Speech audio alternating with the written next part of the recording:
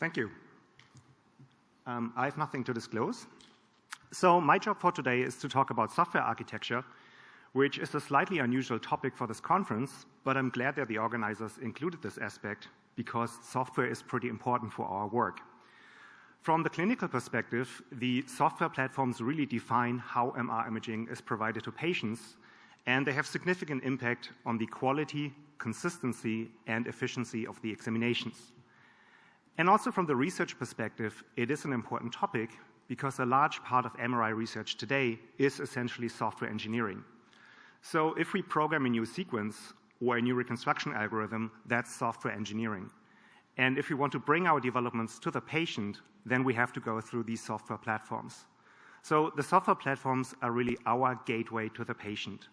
And clearly, the MRI software platforms have not received enough attention in the past. Most of the existing platforms have been developed sometime in the 90s, and they have all been designed for the basic NMR pulse sequence experiment, which means that the user interface shows a set of controls to configure the sequence, then the scanner executes the experiment and shows the result, and then this process is repeated. And this basic paradigm totally made sense in the early days of MRI. However, as MRI became a routine imaging technique over the years, more and more features and sequence variations have been integrated into the software, with the consequence that there are so many features nowadays that it has become a real science to figure out how to still use the software. And to illustrate what I mean by that, I went to one of our scanners and took screenshots of all parameters of a single sequence, and I counted over 150 parameters per sequence. And this complexity is really creating a tremendous maintenance effort, because you need to make sure that all of these parameters are always correct. And it's also creating a tremendous training effort, because you need to teach people which parameter to change if something is wrong with the images. And I don't think that it makes sense to keep adding more of these parameters. This is way too complicated already. So that's the user perspective today. The developer perspective is not much different. Most of the existing platforms have a monolithic architecture, which means it's one big piece of software. And this is a good picture to describe the situation today. So we have one complex chunk of software that contains everything from hardware control, user interface, sequences, reconstruction, to post-processing. And this unit also serves as the deliverable, which means if there's a bug in one of these components, then this whole unit has to be shipped, which makes updates quite complicated. And because these platforms have grown so much in complexity over the years, and there are nowadays so many dependencies between these different components, it has really become difficult to change anything, and it has become really difficult to integrate new technology. And just to give one example here, we finally have first scanner integrations of compressed sensing now, but it took over 10 years to get there, and I think that's too long. So for me, the question is, how can we improve this situation? How can we change the architecture of the MRI platforms in such a way that innovations can be implemented more efficiently than today, but without the risk of further cluttering the user interfaces and the existing code base, so that the MRI scanners remain easy to use and that we can be faster and better in bringing our research developments into clinical practice? Now, the problem of overgrown software is clearly nothing that's unique to the MRI world. This has happened in all areas of IT technology at some point. And a concept that has recently become very popular in software engineering to address this exact problem are microservices. Many of the large internet companies have changed to microservices architectures over the last years. And the basic idea is to take this big chunk of software and to divide it into something that looks like this. So a network of small service modules that talk to each other. And each module performs only one specific task.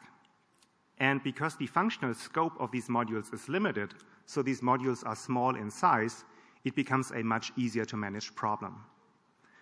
Now, this by itself does not sound too much different from things like object-oriented programming. But what's really new here with these microservices is the concept of autonomy. Each microservice is considered a fully autonomous unit that can be developed, tested, and executed completely independently from the rest of the system. And this principle has several interesting implications. First of all, there cannot be dependencies between different modules. And because of that, there's no need to write all of these modules using the same programming language. So this means you can choose the technology that works best for the individual problem. Then you can run all microservice modules on a single computer, you can run them across multiple computers, or you can run individual modules in the cloud, which gives you a lot of flexibility for the design of the system. Then you can do continuous deployment, which means if there's a bug in one of these modules, you can simply swap out this one broken module without touching the rest of the system. And lastly, microservices typically communicate using a REST interface. What is a REST interface?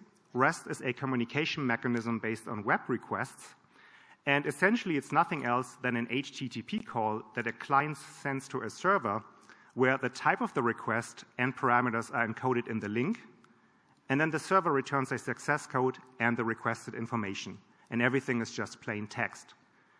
And this communication mechanism is used a lot in web applications and smartphone applications. So if you pick up your phone and check the weather, this is what's happening in the background. And this is also how these microservices can communicate. So how can this concept help us with MRI scanners? Well, the idea is to transform MRI scanners into networks of distributed services. And due to time, I can only discuss 3 potential use cases here. The most obvious application for such a service-based architecture would be to use it for the image reconstruction. So today, images are always reconstructed by a computer that's integrated into the MRI scanner. And because we nowadays have new reconstruction techniques with a high computational demand, such as compressed sensing, the vendors have started integrating very powerful computers into the MRI scanners. But if you have many MRI scanners, this means that you have to put a very powerful computer next to every MRI scanner. And that's, of course, expensive. These computers might break, and you don't really need them all the time. Now, with a service-based architecture, you can have one central cluster instead, where your advanced reconstructions are performed as a service. And the individual MRI scanners are simply pushing the raw data to the central cluster.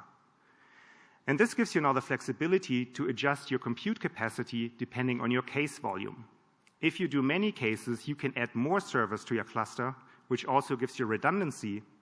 And if you do only few reconstructions per week, you can run these advanced reconstructions in the cloud instead. And as several groups have shown, the internet today is fast enough to actually do that. So the advantages of this model are, first of all, scalability. If you do many cases, add more servers to your cluster, and if you do few cases, run the reconstructions in the cloud. And especially the possibility to run reconstructions in the cloud is interesting because in this case, you don't have to make any upfront investment, you just pay per use, which means that the processing service becomes a pure utility expense like a syringe.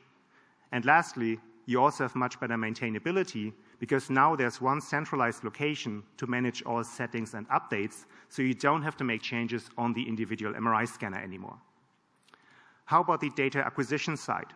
If you think about it, an MRI scanner is essentially a 5-channel sequencer that plays events on 2 RF channels and 3 gradient channels. And if we talk about sequence programming, what sequence programming means is calculating the waveforms and the timing of these events. So it's actually not a very difficult problem. Today, these calculations are done on every MRI scanner using compiled code, and this is really where things get complicated. But there's no reason why these calculations have to be done on the MRI scanner. Instead, the MRI scanner could send a request to a central server where the sequences are calculated as a service, and the sequencer instructions are then returned back to the MRI scanner, meaning a package containing the waveforms and the timing table. And the MRI scanner is then simply playing out these instructions.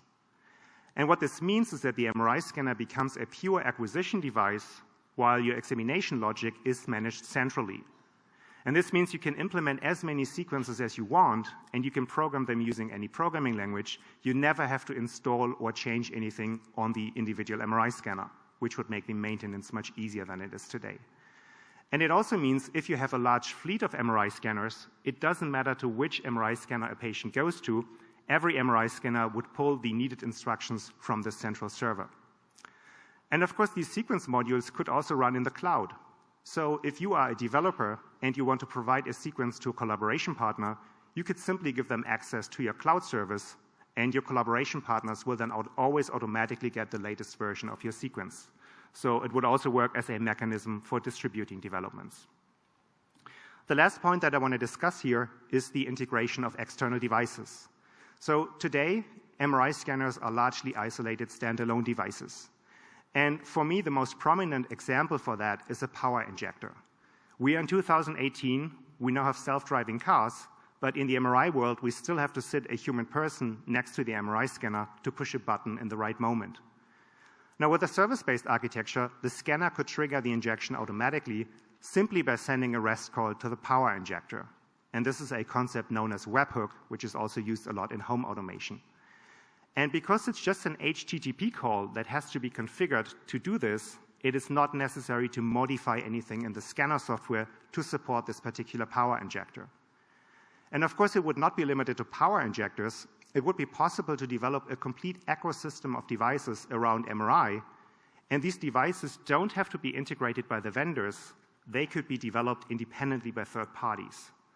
And here an advantage is that this microservice model creates a clear separation between what is owned by the vendors and what is owned by the developers. So if you want to develop something, it is not necessary anymore to exchange source code or to make IP agreements, which would make the integration of third-party developments much easier than it is today. So whatever it is that you want to integrate, you could just go forward and you don't have to wait for the vendors to do something. And to me, that's the most compelling argument for such a service-based architecture. And I want to stick with the third-party development aspect for the last minutes. In this picture here, you can see a mobile MRI unit outside of our building. And the scanner that's inside this truck is actually 15 years old. And what surprised me is that this 15-year-old MRI machine still provides state-of-the-art imaging. The images look great, it's very reliable, and we do all kinds of clinical exams using this system. And what this shows to me is that there's a growing disconnect between what is happening in basic MRI research and what is actually arriving in clinical practice. So every year at this conference, we hear about new exciting developments, but somehow these methods don't find their way into the clinic. Why is that? And in my opinion, it's the consequence of the academic dissemination model that we have in our field. So for many of us researchers, what we actually do in our work is to create a piece of software.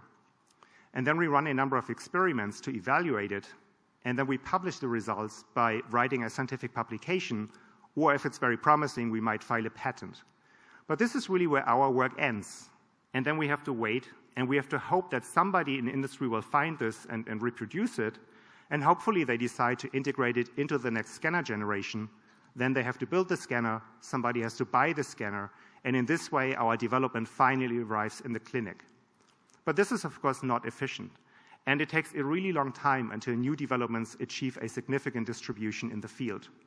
And it would be so much more effective if we could go the direct way, but right now that's not possible. And therefore, I think that we need an open dissemination model, an open development model that enables third-party developers, such as universities and startup companies, to independently develop solutions, and not just to develop solutions, but also to independently disseminate these solutions into clinical practice. And from a technical perspective, it would not be too difficult to do that. Actually, there are a number of projects in our community that have already demonstrated many of the aspects that I discussed today. But to transform this into something that can be used clinically, we need two things. First of all, we need reliable and documented scanner interfaces, which we don't have today. And second, we need a legal framework that makes it sustainable for researchers to invest sufficient time into the development of such solutions. But if you look at the mobile industry and look at what happened in the mobile industry when the vendors decided to open up their platforms to third-party developers, it was a real game changer. And I believe that it would be also a real game changer in the MRI world, because an open development platform would, for the first time, create a real incentive for researchers to bring their developments into clinical practice. And we are a huge community of MRI researchers, so this would result in a tremendous gain in development power in our field. Now, unfortunately, the vendors are not seeing this advantage yet, but in my opinion, it's a missed opportunity, because locking up the systems really means locking out the innovations.